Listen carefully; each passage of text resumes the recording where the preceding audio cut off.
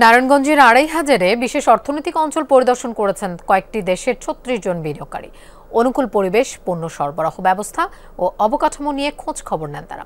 এ সময় সংশ্লিষ্টরা জানান, বিনিয়োগ বান্ধব বাংলাদেশ বিনির্মাণে কাজ করছে সরকার। বাংলাদেশ বিনিয়োগ সম্মেলনের দ্বিতীয় দিন সকালে নারায়ণগঞ্জের ২৫০০-এ বিশেষ অর্থনৈতিক অঞ্চল পরিদর্শন করেন চীন, জাপান, সৌদি আরব, যুক্তরাষ্ট্র, ভারত ও সংযুক্ত আরব আমিরাতের বিনিয়োগকারীরা। ৩৬ জন বিনিয়োগকারীর মধ্যে ছিলেন লগ্নি করতে আগ্রহী প্রবাসী বাংলাদেশীও। সেখানে তাদের স্বাগত জানায় বাংলাদেশ স্পেশাল ইকোনমিক জোন কর্তৃপক্ষ।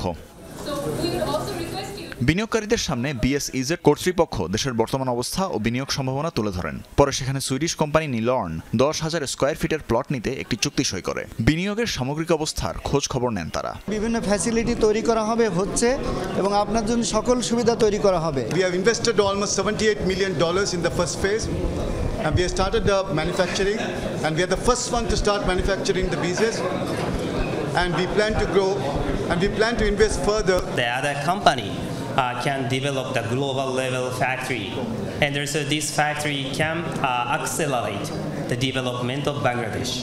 This is our target, and actually this is Bangladesh government target. Government বেজা এবং বিএসসি যে ফ্যাসিলিটিসগুলো, যে ইনসেন্টিভসগুলো আমাদেরকে দেবেন বলে তারা কমিটমেন্ট করেছেন, এটা যেন কন্টিনিউ করে।